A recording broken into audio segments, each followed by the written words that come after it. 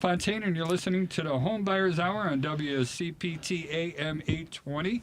And I'm going to put a little test out there before we get too far going. Every morning for the last 2 years, I always start off with hello again. And I am going to give a high-powered flashlight to anybody who could tell me, or the first person, let me take that, I don't want to go broke, to the first person who could tell me where I get that hello again. This is Charlie Bellefontaine from. All right, so there's a test question. Today we're going to talk about the NAR settlement that comes in there and how it affects the different roles. And I know this actually creates a lot of friction, a lot of emotion from a lot of different players in here. But I think as long as we can start recognizing what the problems are, we can start going ahead and creating solutions to these problems and stuff. So in the studio with us, we have Steve Davis. Steve is going to be with us every month, and we're going to use him for the educational stuff, which I'm thrilled. Patrick Loftus from Loftus Law and Joey Matthews, the VA Loan Nerd.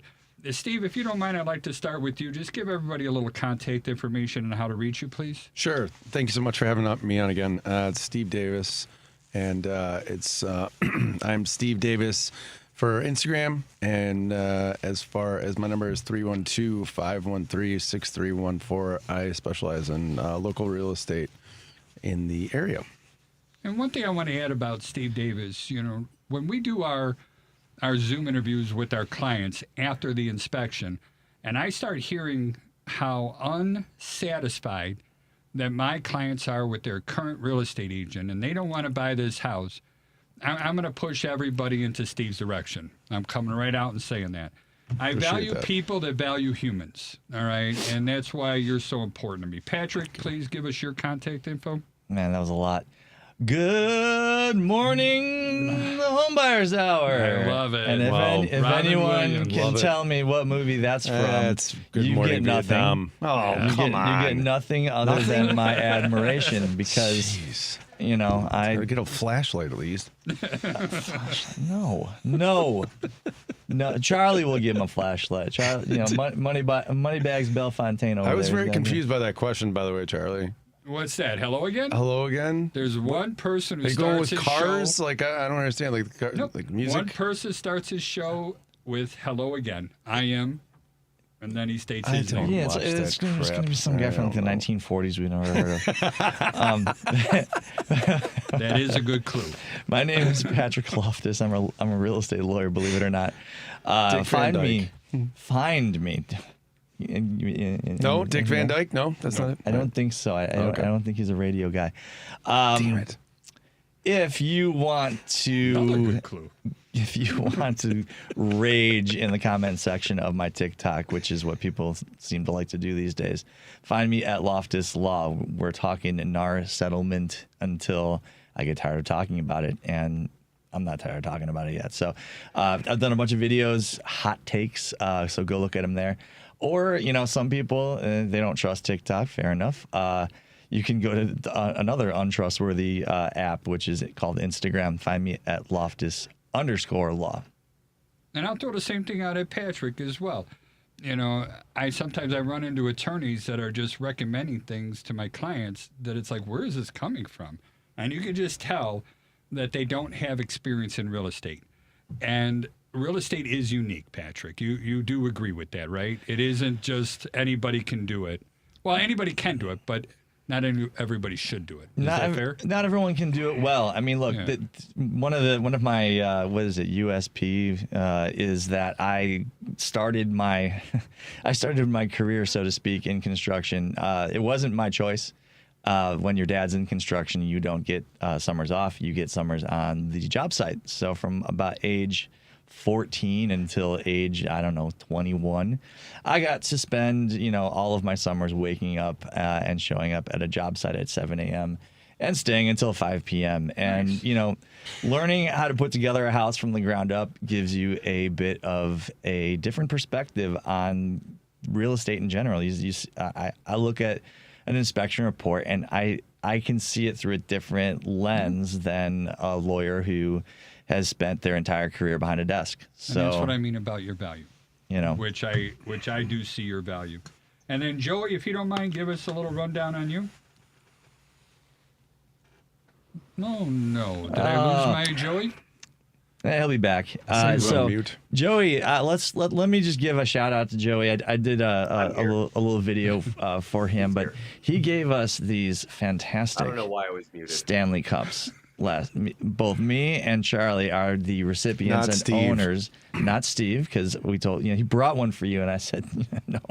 He wasn't in office. I was no, like, hey, who's this guy sitting next to me? All right. No. I said just I heard him say Steve. just make him take a bunch of shots is what I told him. I said take that cup home and you just feed that man shots. That's a little inside joke for us, but it is a Stanley Cup with the VA Loan Nerd and his logo and his QR code. This is the best piece of swag I've ever been given, and so I want to absolutely shout out Joey Matthews, the VA Loan Nerd, for being so generous with Charlie and I. And Charlie, you didn't even Not know what Steve. this was. I didn't know what the value of that was, but I do want to get Joey's information out there.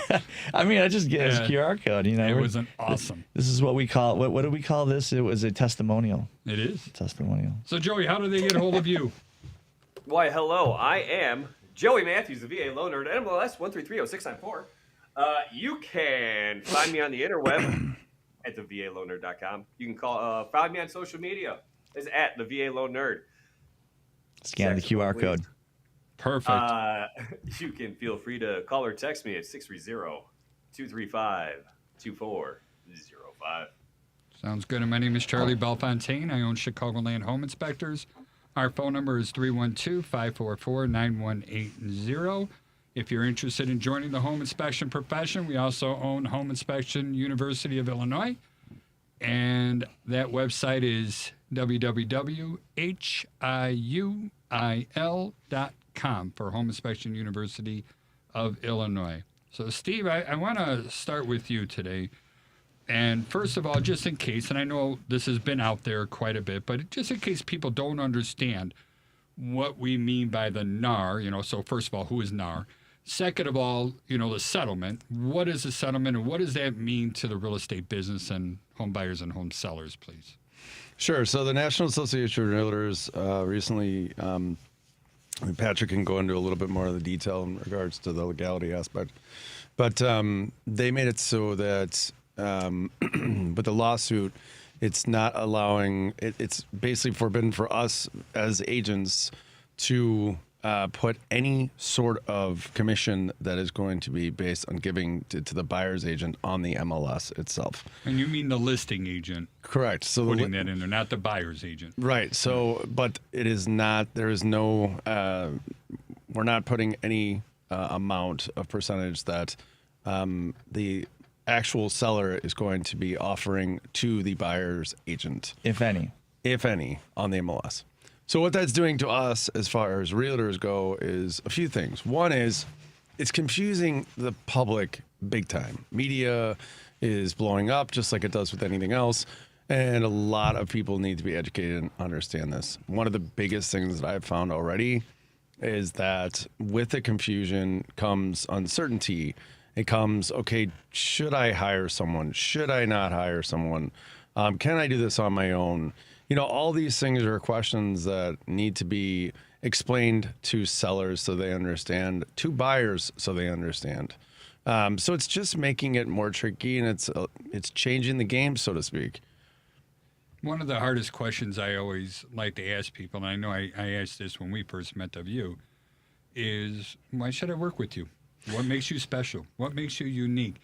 And now I think that question, that every real estate professional, I'm throwing myself in there too, we all need to be prepared to answer that question. Or I think I should have been ready to do that 30 years ago.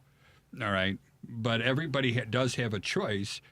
And we as professionals in this business are not commodities, but we still have to have the ability to convey what makes us important, or what makes us worthy.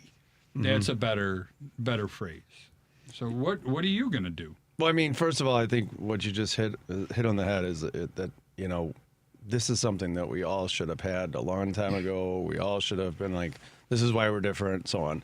And I think in a lot of ways, when it comes to either being gifted in doing this, educated in doing this, passion, to have the passion to do it, I think it makes a huge difference with regards to being able to, it just kind of comes natural. So you don't really think of, oh, I need all these, I need all this this documentation or this evidence or these reviews or whatever it is to make yourself stand out above the rest. I look at it as like pool. I play pool all the time, and I see that myself, if I take a shot too fast, I may miss that shot just because it was so easy. And then I'm like, well, why couldn't I make that shot?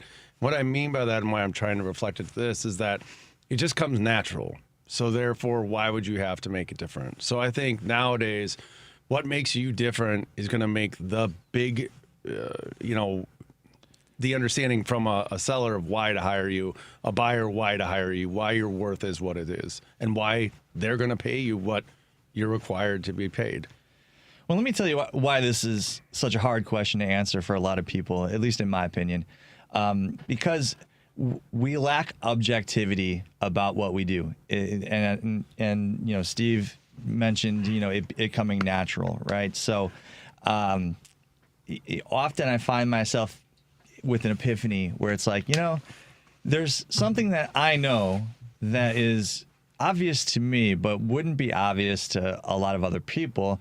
And it would be worth trying to educate people. And that's often how I come up with my ideas for pieces of content that I post on social media. I think that it also helps give me some insight as to what the answer to that question is. And I mean, why do people hire consultants, advertising agencies, etc., to do their marketing for them? Well, one reason is because that agency, that outside consultant, is not only going to be better equipped to do market research, but they're also going to be able to tell you things about what you do that is unique, that you don't realize. And it may come back as obvious, but again, I wish I was better at marketing myself. I mean, I'm getting better. I do it every day now. Now just wait for contracts to show up.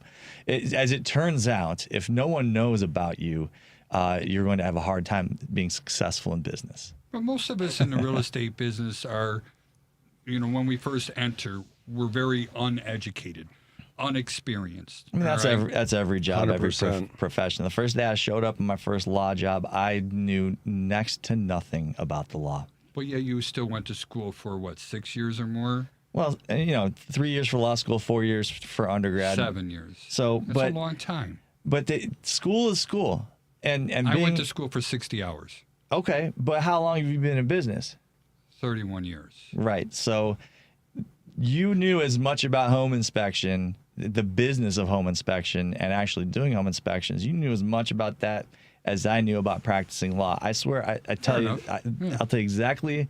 I walked in the first day, I sat down at my desk, there was a pile of files, and I thought, well, I should go through these. And I started going through them, and I realized I don't have a single clue as to what to do with any of this. Okay. I value that honesty. And, my boss came in and he explained it, and I felt much better after he explained it, because I was like, my goodness gracious, I do not know what to do right now. And it was a bit scary, but and that first couple of years as a lawyer, they say you're not really dangerous until about 5 years in. That's how long it takes to actually get seasoned enough to really, graduate from being a baby lawyer to an actual, a weapon. I want to hear a little bit more from Joey, and how is this going to affect the mortgage world? Now that maybe buyers have to pay their own agents, and maybe that's not true. In a world where this actually goes through and the DOJ accepts it and it doesn't get appealed and all that wonderful stuff, essentially at the end of the day, it's going to be more money out of the pocket for buyers, right? Well, isn't this a settlement? This isn't a win. This is a settlement. They both agreed on this. Is that true? It still has to be approved. Still has to be approved, yeah. I believe they've got a court date in April, maybe May. I don't recall exactly, but they have the framework and they have all of the details worked out. And so unless there's something really odd in the agreement, the court will approve it, because I got a bad habit of interrupting Joey. Well, we'll get around to him. I'm the village idiot, man. That's what I'm here for. You are nowhere near that. I love it. People are going to be. I mean, it's going to affect the mortgage world. I mean, Fannie Mae, Freddie Mac, VA, FHA. We're all going to have to pivot on how. One, I would say we have to pivot on maximum allowable seller concessions. Can you explain that? I want to know more about that before you go on to more on your list. Oh man! All right, you got a pen and paper? Yeah, actually I do. Okay, let's go. All right, so on a conventional loan, if you're putting less than 5% or less down, the maximum allowable seller concession is 3% of your loan amount. I'm sorry, of the purchase price. Correct. If you're putting 10% down, the maximum allowable concession is going to be 6%. If you're putting 25% down, maximum allowable concession is 9% from the seller. On a FHA loan, you're looking at a maximum allowable concession of 6%. If you are on a VA loan, your maximum allowable concession is 4% for concessions, but an unlimited amount towards closing costs. All right. So what is going to happen with the VA when it comes to buyer commissions? I have to, because right now in the chapter 8 of the lender handbook, where it goes into unallowable fees in big bold letters, it says buyers can never pay for realtor commissions, transaction fees, anything that a realtor or brokerage wants to call it. The buyer can't pay for it. They're going to have to update that language if this all goes through. Otherwise, it will drop VA offers to the bottom of the list for unless the buyer's agent is able to negotiate their fee to be paid by the seller. Because everything's negotiable at the end of the day, period. Everything's negotiable. It can affect the price of the house. It affects the offer. As long as it appraises, that's all that matters, right? But again, the verbiage in the handbook as it stands is not helpful. I know that the VA Lender Guarantee Conference is usually held in May. However, the date this year has not been announced. And I think that part of the reason that it hasn't been announced is because they have been waiting for this decision to go through, because it's going to be all that we talk about while we're there. Because I go to this thing, and this year I was planning on talking about getting rid of chipped paint problems for homes built before 1978. That was my plan. But now, along with that, I'm also going to have to talk about how we're going to fix the issue with the buyer commissions and how the VA is going to pivot. And they will pivot, 1,000%. So with that being said, Joey, I'm curious. I know there was some talk about this, or at least some of the lenders have been talking about it or whatever. So is there going to be a way that, or you see that there's going to be a way where they can actually use it as part of the loan, like so instead of getting a $200,000 loan from you, they're going to get a $210,000 loan from you, and then they're going to use that $10,000 to pay off the buyer's agent? Yeah, so what that would still look like it can't show as a seller credit to the buyer. Mm-hmm. It still has to show as the seller paying commissions, right? Because if we're showing it as a concession for the buyer's commission, that's going to be a totally different story. So you think the playbook is going to be rewritten in a lot of ways? The playbook has to be rewritten. Yeah. There's no way around it. It has to be rewritten. Who rewrites that? Is that Congress and stuff like that, or is Joey. that just It's Joey. Joey does Joey does it together? Yeah. And Joey, I got to confess, when you said Chapter 8 of the handbook, all of us rolled our eyes. How the hell does this guy know that? What a nerd.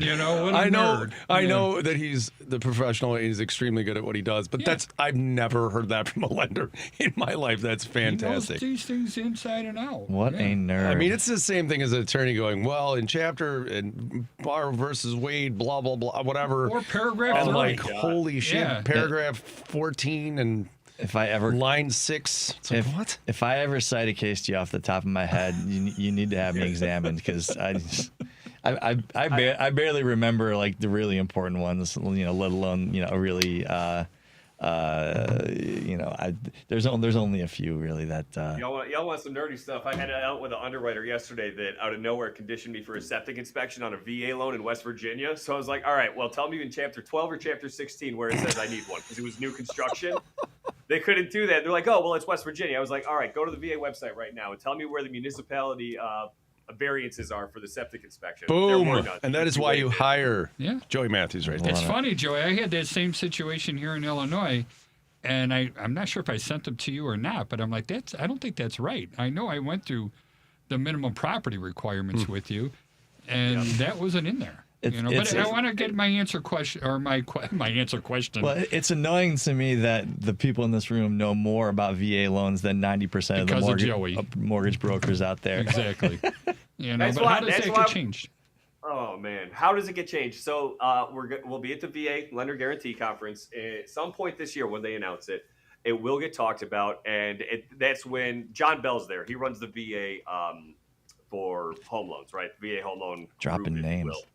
Yeah. Boom. Well, a buddy of mine had a call with him last week, and I gave him a bunch of problems that I wanted fixed. So anyway, Sweet. So we have this conference. They talk to lenders. They talk about what issues are affecting veterans in the eyes of lenders, and then they go back and their home loan group, if you will, is able to issue circulars, updated circulars to the handbook. So they don't rewrite the handbook, but they amend it whenever it makes sense. And in this case, they would issue a circular to amend the handbook to make it make sense to the market. So they recognize the problem and they're coming up with solutions. Yeah, and the VA is a lot more proactive in the home loan world than they are in other, because everyone hears VA and they're like, oh, healthcare sucks, which it does, things of that nature. But when it comes to the home loan, the VA is very proactive in making sure that veterans can secure homes. Period. Well, because they're not paying for it like they are with the healthcare thing, or I don't know, maybe that has nothing to do with it, but yeah. Anyways. Well, Steve, what are you doing differently? What's that? What are you going to do different now, or are you going to do anything different? I mean, I know one thing you're gonna have to do differently, and that's before you do talk faster before you interrupt me. No. It's true. That's what we do here. No, what I'm trying to do is I'm trying to build a platform for you to jump off of. But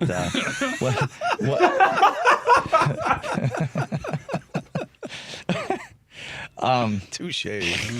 But no, I mean, look, one of the pillars, one of the big pillars of the settlement agreement is that buyers agents are no longer going to be able to, kind of test the waters with buyers. Before you do anything with a buyer, you're going to have a buyer rep agreement, a signed buyer rep agreement. So, tell us about how any adjustments you're making in your process to make sure you're going to be compliant with that. Well, see, I'll give you two of them. First of all, answer Charlie's question. So I think one of the biggest things is, as we talk about, is why hire you versus another person, right? So what I'm going to do is I'm going to have an ironclad situation, or like document basically that says, these are the ways I'm different, this is why, so on, everything else. Now you can look at my reviews, you can look at my bio, you can see why I'm different, you can see how many people I help on a yearly basis, you can see how much rev I do, so on, you can see our team, so on, right? But the other thing is that I make it very strict to my buyers. If is that, listen, the deal is that I need to protect myself. I can't work for free. I'm going to work my butt off for you just like I do everyone else. However, you are to sign this buyer rep agreement. If you don't want to, I understand, but you have to understand that this is my career. This is my livelihood, and I have to make sure that I take care of myself, and I make sure I give you, as the buyer, the best service possible, above and beyond, as I always do for everyone else. I cannot do that if you do not sign this agreement. And the fact is that, yes, it's an ultimatum, but at the same time, if you respect and you understand what I actually do, and my reviews speak for themselves, which I'm very proud of, then you will have no reason not to. Now, I think there are certain situations, though, where I know the people, they're repeat buyers, so on. And I know it's not absolutely required right now. And I know July, they're really trying to make it so that you have to have them. But the fact is that it just protects yourself. So you, as a buyer's agent, as someone in the field, in the industry, need to do this to protect yourself. And I have taught and have been speaking this highly of all of my agents for the last year at least, and if not now, it's almost on every single one of our meetings on a monthly basis. And the Kamar group is pretty big. Yes. I mean, how many total agents are in there? We have 35. That's a good size. And then we also have a full ops team, so they handle everything. That's the other reason why we're different. What is an ops team? An ops team is basically, it's a team that takes care of making sure that everything goes very smoothly. It's very professional when it goes out. It says, on behalf of Steve Davis, we're, here's the offer, here's the terms, here's the this, that, whatever. Once that gets done, then the next process. So it's an order aspect, which makes it super convenient, super easy, and super professional from the other side and the seller or the buyer, whichever case you're in. Oh, they're on it. So they're absolutely on it. I can attest to that personally. What do you mean? I mean, every step of the way, there was very clear follow up. It was prompt. There is no step of the process where things get overlooked or shortcuts are utilized. It's they have a process and they make sure it is followed to a T. And that's being that professional. I tell you, I work with a lot of agents.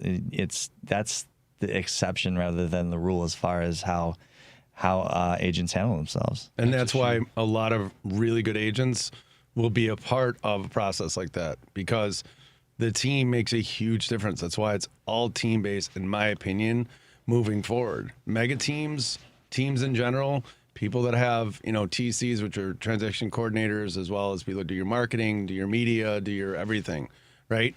So I think that's essential moving forward in our industry. And if you want to just be that typical agent that does, 4 to 5 deals a year and helps that many families, okay, that's fine. But if you're going to do this and you're going to make money and you're going to help a lot of people and you're going to be successful, you have to stand out above the rest. And you have to make it so that anyone that hears your name knows immediately why you are worthy of whatever it is they're trying to hire you for. That's just my opinion. You want to know something that I find interesting that no one else will probably?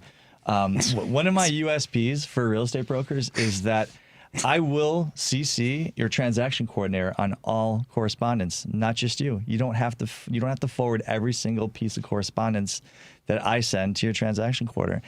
Believe it or not, there are enough lawyers out there who just simply refuse to do it that ends up being a USP. You want to know another one? I actually show up to my buyer closings. Never would I have ever thought that actually being in person with a buyer at a closing would become a USP, because that was a given. That was always a given pre-COVID. Maybe there was a few lawyers out there that would handle things remotely, but that's very much a plan B. If I have to, just because of scheduling or whatever it is, sure, we can do a Zoom. But, otherwise, I had a closer the other day.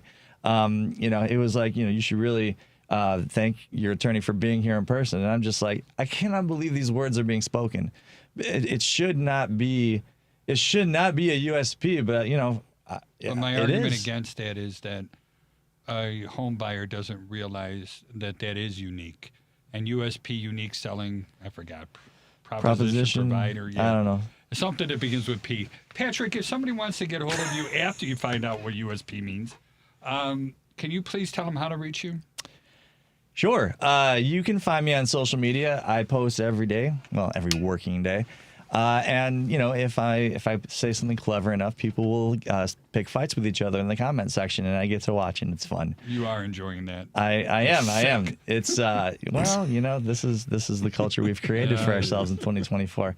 Find me on TikTok at Loftus Law. If TikTok's not your thing, you want to give all your data to someone that's a little bit more local, I'm on Instagram too, at Loftus_law.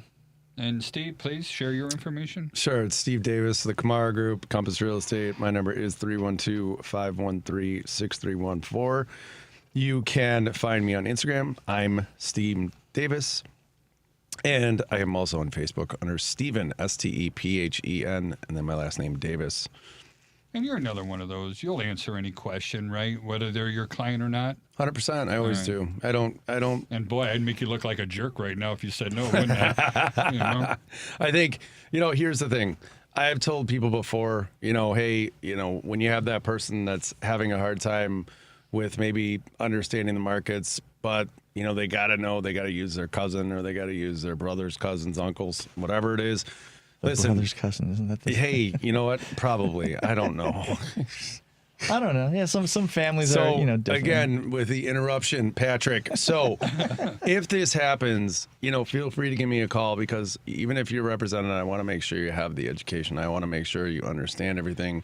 And sometimes it's not about taking that client on. It's about making sure that they understand. And, if I can bring worth to someone, whether or not I work with them now or in the future, I would be much happier just being able to give them what they need versus for them to feel like, awkward about not knowing something.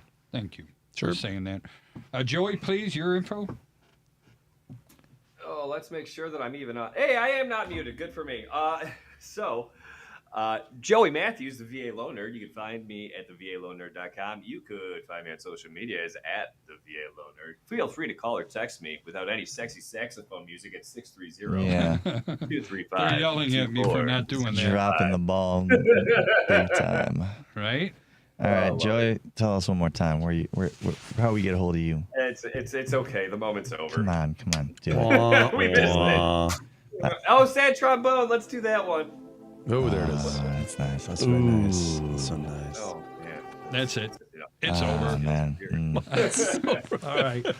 My name is Charlie Bellefontaine, Chicagoland Home Inspectors, 312-544-9180. The website is The Home Inspectors. That's plural. That's an ORS, and it's a .com.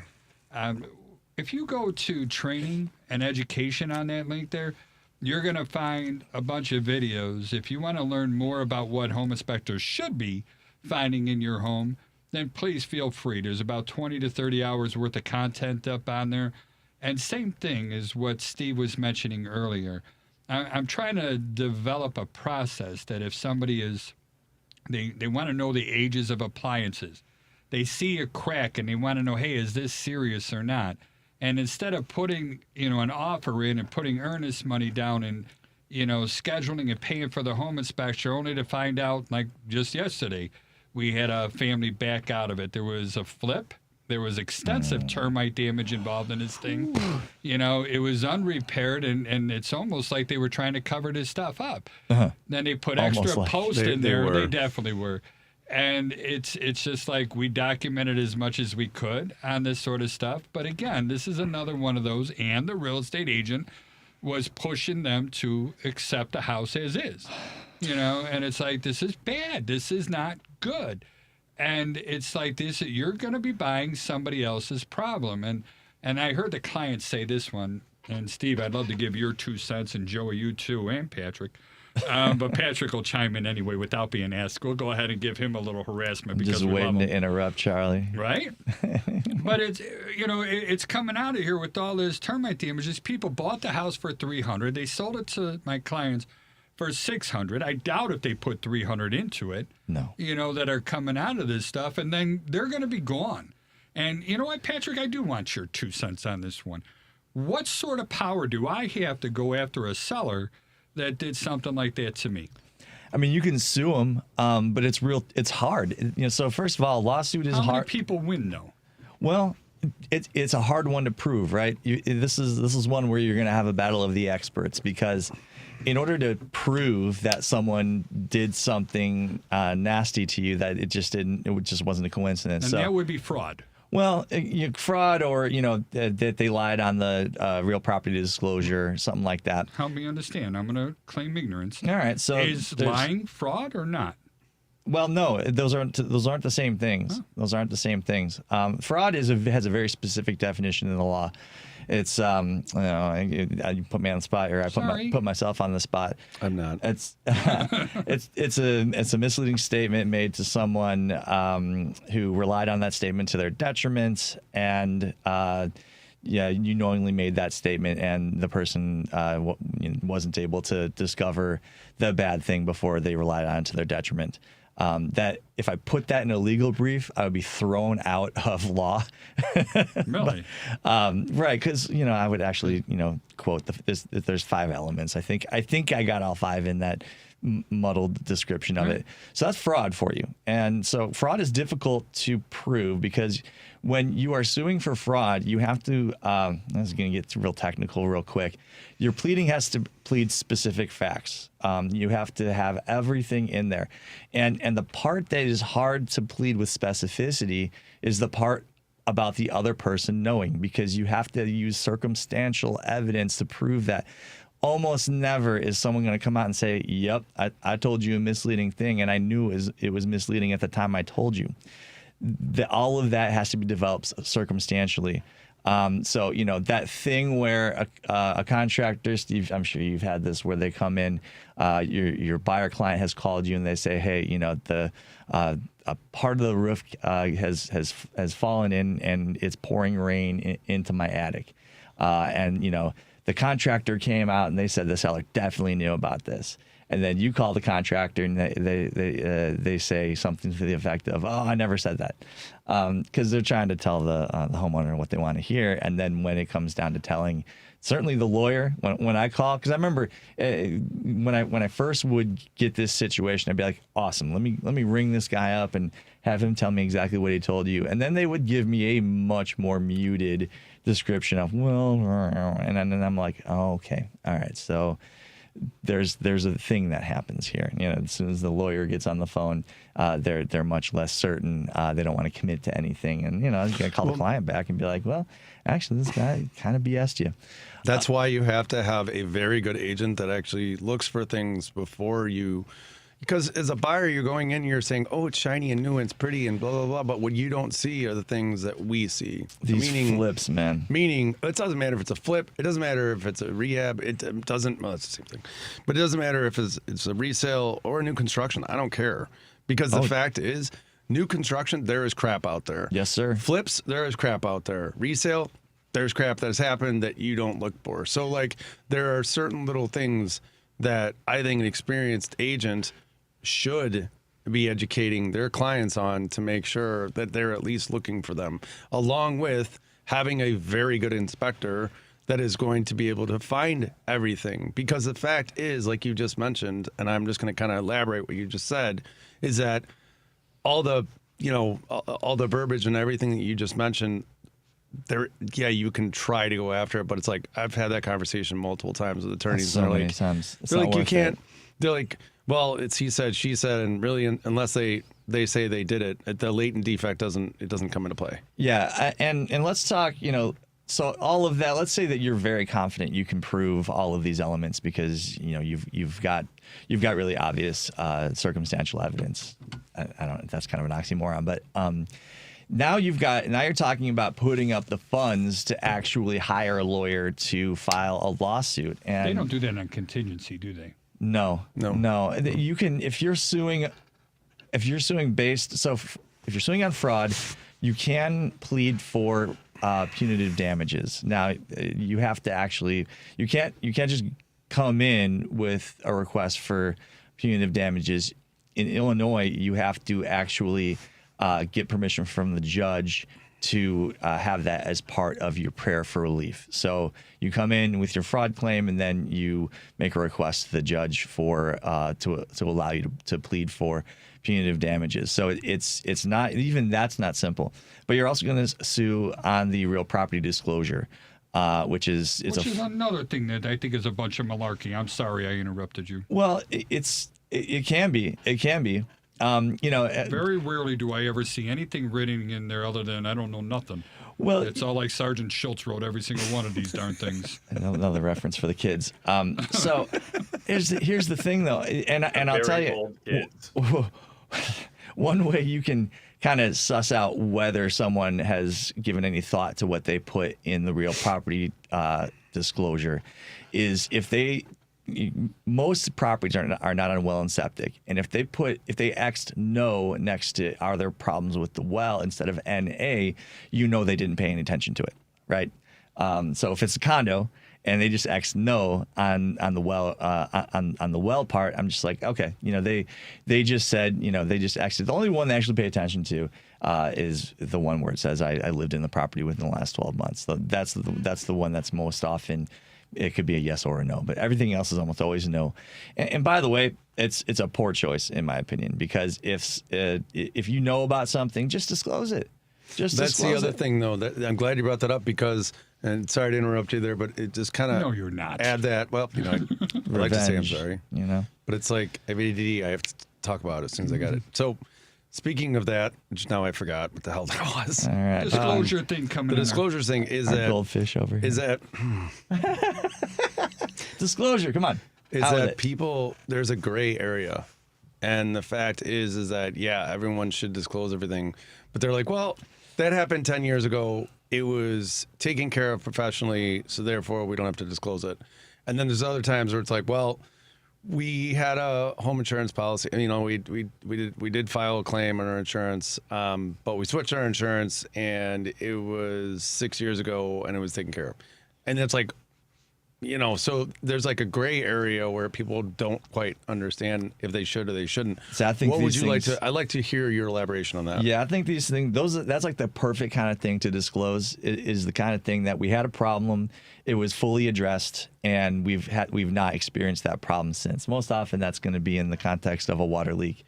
I had a Bring file. the receipts, bring the warranties. Well, no, that's the who, question why, too. When, and So- how. But if it's 10 years ago, and they got it taken care of, who keeps receipts? Well, Is it required or is it not? Whether or not you have My keeping wife receipts, does. I'll tell you but, that. Who does? No. To prove that it had been taken care of professionally and paid for by the seller. My wife Nah. files all that stuff, so she will have it. Well, Yeah, all right. I mean, Patrick. but for the most Most part, real people people, won't. I Most know. people won't. Right. Lawyers and really, and Charlie's wife basically are the only people that file stuff that carefully. And I tell Attorney people, Martha, I love it. well, but to even disclose it. So, say for example, you had an insurance claim, and it was within like the time frame that they're asking you to disclose any insurance claims made, and you had one, and it went fine. The problem occurred, the insurance paid for it, and it was all fine. In the end, then I think that's exactly the kind of thing you want to disclose, because if they go and get a clue report from their insurance agent, and it says there was a claim 3 years ago, and you thought it wasn't, it's not a big deal. You Fire your agent because that Well, is a big deal. you lose trust. You lose trust, and each time that trust gets reduced in a transaction, you're closer to that transaction terminating without closing. And a good so, point. as a seller, you really want to be I just think you want to err on the side of disclosure, and it's disclosed as soon as possible.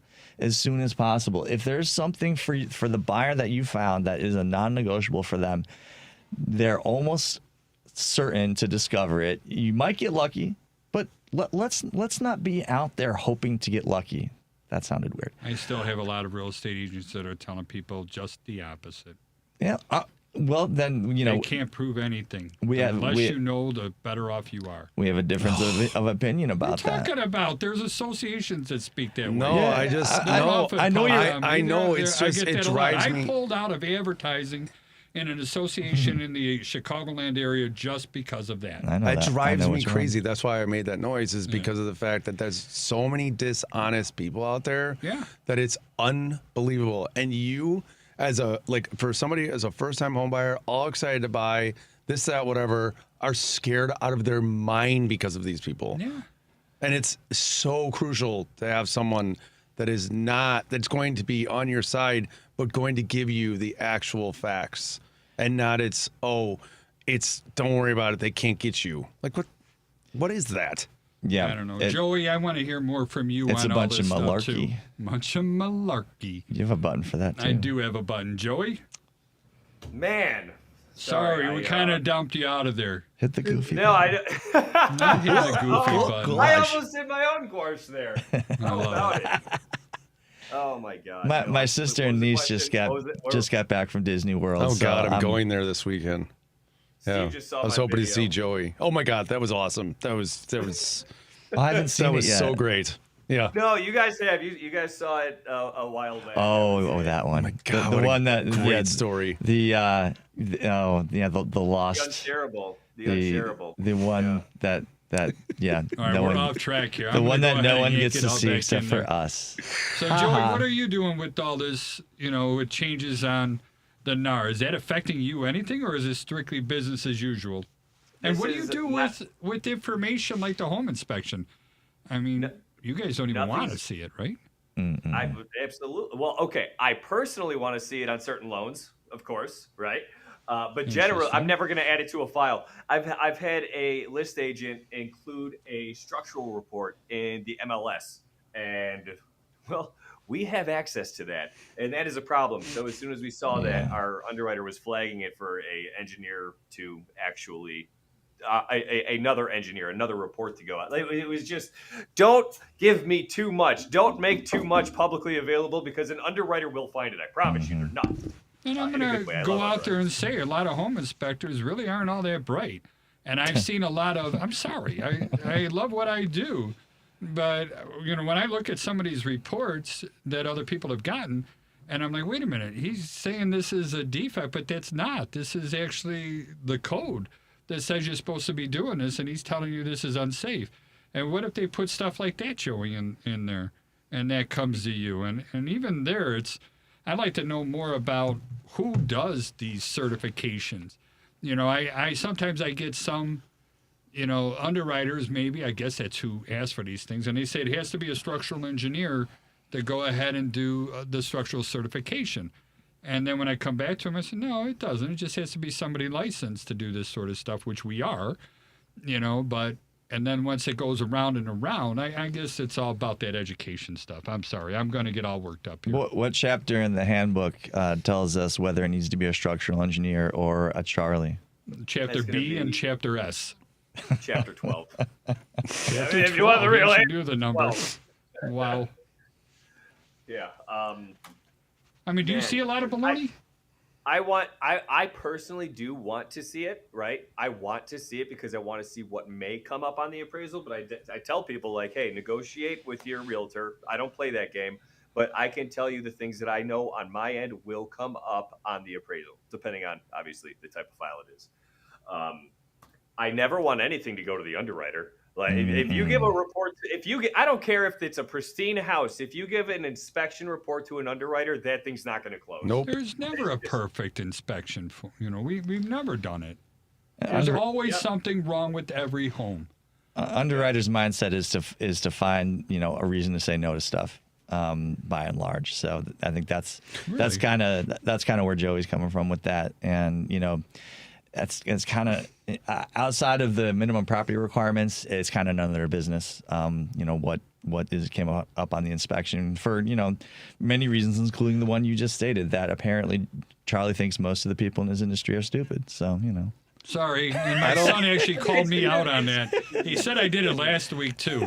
I think thank God I don't even I'm remember. going to defend Charlie for a second and say, not any of you who are watching this, but I'm not going to say, I'm going ones. to defend Charlie for a second and say, I don't think he thinks I'm stupid. I just think that the way they're thinking isn't the most bright. And the fact is that some people, they may be ignorant to the situation. They may actually know the answers and just say, I won't get caught. There's a difference. Right. There's a huge difference. Right. Yeah. Yeah. So, I mean, as far as that goes, that's, again, why education's so key. So whether it's about the lawsuit, whether it's about the inspection, whether it's about your rights as a buyer or a seller, or whether it's the fact of understanding the mortgage process, that's why, we have the professionals we do, and that's why people should rely on actual profession. And the fact is that I think what makes everyone different is the unique aspects to them, and their prices are reflective on who they are and what kind of education they bring and what kind of experiences they can help you with.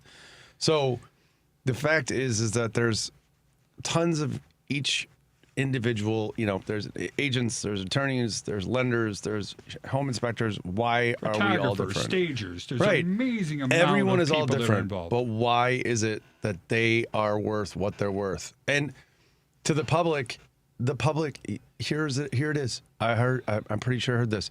you pay for what you get. And if you don't get that by now, then I don't know what to tell you, because it's the same thing as buying a pair of shoes out there as well that will match my price, and they use that same phrase. Well, you get what you pay for. So and so I got to argue a little bit. Not always do you get what you pay for. No, you got to I'm saying trust and verify. Yes, absolutely. But I also believe that, you know, if you actually take care of things the way you should, if you research and you do the due diligence to make sure that you're getting the right person for the job, then I think, you know, payment is what it is. But at the same time, like, what's the experience? What are you getting out of it? How are you going to get to the finish line? That's one of the biggest things with lenders. People are like, oh, I want to use my brother's cousin's uncle. Probably the same thing. Yes, Patrick. But because they get you to the finish line. Yeah. So does it really matter if their rate was a third more? I don't think it should. No, That's just I my agree Brother's with cousin's you. It uncle. isn't, I think it's your dad. But we also have to prove in advance why you're worthy of it. That was my whole argument. And I don't know, I mentioned this to Patrick like maybe a month and a half ago. I started writing a shorter book, How to Choose the Right Professionals in the Real Estate Business. I think it was the last time you were on here, is when I started that whole thing. I'm about 80% through. Well, I'd love to read it. Yeah, of course. I need you guys to feed in, all three of you. And, just because stuff that I might not be seeing. But to me, the more that we could educate people out there, the good or the bad and the ugly, on the different fields that we're all in, the better choices they can make and the better professionals that they can go ahead and get themselves to. Well, look, let me add something to this. I got about 5 minutes to do this. So there's always going to be different types of consumers out there. There's going to be different segments of consumers that just have different experiences and value different things.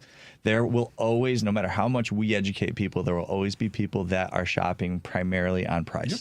And I'm not going to be a good fit for everybody. Sure, exactly. And those people should do what feels right. Mm-hmm. Go find the lowest price professionals, and it's going to be extra work for you. Probably. I mean, if they're good with that, that's fine. Sure.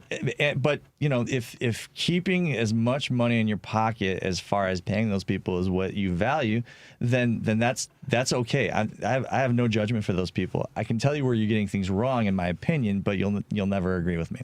Yeah. And then there's people that see value versus the price. And, I think that's the more educated consumer. And that's really who we're targeting with all of this. I couldn't agree more. Patrick, start us off. We're getting to the last minute or so. Last minute. Hey, find me on social media. I say controversial things, and then people fight with each other in my comment section on TikTok, at Loftus Law. On Instagram, if you don't want to hand over your data to a foreign government, just to a very evil corporation, at Loftus_law. That'll be interesting how all that pans out. I think they're just going to sell it to somebody here in the United States. Steve Mnuchin. Yeah, I think that's exactly what's going to happen. No, Joey, if you don't mind? I'd rather give my information to the Chinese government, to be honest. Oh, my goodness. It's all going there anyway. The views of Patrick Loftus do not express the WCPT or anybody else associated in this room. I mean, if that's not obvious all enough. Right. Joey, sorry. No, we're good. So, Joey Matthews, the VA Loan Nerd. You can find me at thevaloannerd.com. You can find me across all social medias, including the Triple CP, TikTok, China, whatever, as at the VA Loan Nerd. You can feel free to call or text me at 630-235-2405. The Triple CP is USSR. Oh, my goodness. I know. I thought about it right after I said it. I was like, that ain't right. No. That's all right. No. Steve, your info, please. Hi, it's Steve Davis, Kamara Group, Compass Real Estate. Number is 312-513-6314. You can find me on Instagram at I'm Steve Davis and also on Facebook. All right, and my name is Charlie Bellefontaine. We're a little over time, so thank you for listening.